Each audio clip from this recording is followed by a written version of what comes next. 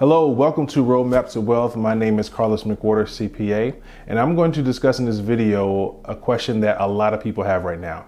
And that is, can the stock market fall even more than it's already fallen? And I'm going to go over a tool that you can use to know whether the stock market is overvalued or not. Now, the number one tool that I like to use to look at the value of the total stock market is the Buffett Indicator. Now, this indicator became popular because Warren Buffett once said that it is probably the best single measure where valuations stand at any given moment. So the idea of the Buffett Indicator is to look at this ratio and be able to tell where the market is overall as a whole. Just look at the overall health of the market. Is the market overvalued, properly valued, or is it undervalued? Now, looking at the Buffett Indicator, you're going to look at the total market cap. So the shares outstanding multiplied by the share price for every company that exists in the stock market. We're looking at the total market cap and comparing that to the quarterly GDP. So the total market cap versus the quarterly output of these companies. A better way of understanding the Buffett Indicator is we're looking at the value of all businesses and we're comparing that value to the goods those businesses produce. So basically, the total market cap, which is the value of all the businesses, should equal the quarterly output of those businesses. So we're going to compare the value of those businesses to the goods that they produce and see where we fall. Now, I am on gurufocus.com and I go to the Buffett Indicator page and it says, where are we with market valuations? As of September 8, 2022, we are considered significantly overvalued. We're at 160% right now. So what we're saying is the value of all the businesses is 160% of the value of the goods that the businesses produce in the stock market.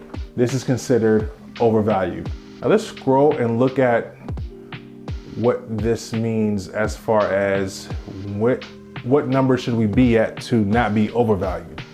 Now looking at this summary chart here, which is based on historical data, anything over 145% is considered significantly overvalued. And right now we're at 160.3%. So the stock market is definitely overvalued right now according to this indicator. So anything between 122 and 145 is modestly overvalued. And anything 100% to 122% is considered fairly valued. So looking at this indicator and looking at historical data, the answer is yes. The market still can come down more. Doesn't mean it will. We don't know the timing. We don't know the pace that it will come down, but it's very possible that the stock market can come down more. A lot of people are expecting a recession to be announced sometime at the end of this year. Many people believe that we're already in a recession. So the impacts of that recession has not totally shaked out in the stock market, according to this Buffett Indicator, where we look at the total value and compare it to the goods of all the businesses that we can invest in. Now, many people are unsure of the stock market right now, and that's totally understandable, but people are wondering if they should invest or if they should hold their investments.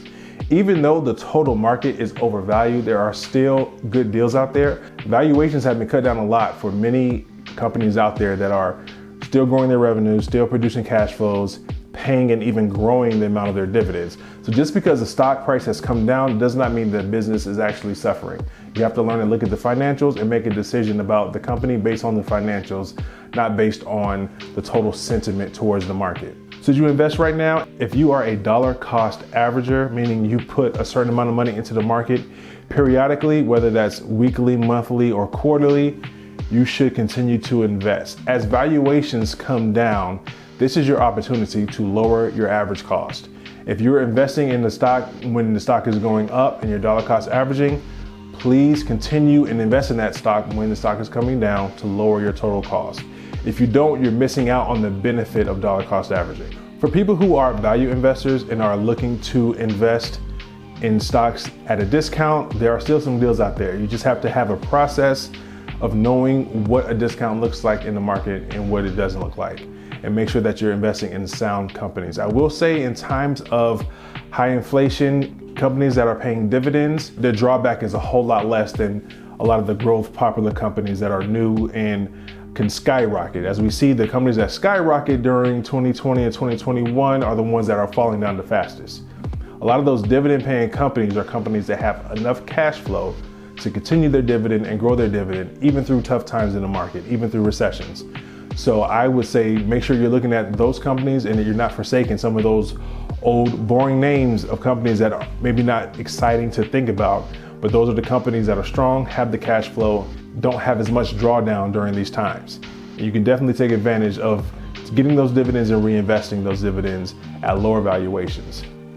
But for those who are new to investing, a lot of you, this is your first recession that you've experienced. And it's great because recessions for investors are just great times to reflect and learn and look at how you've been investing and how maybe you should invest moving forward.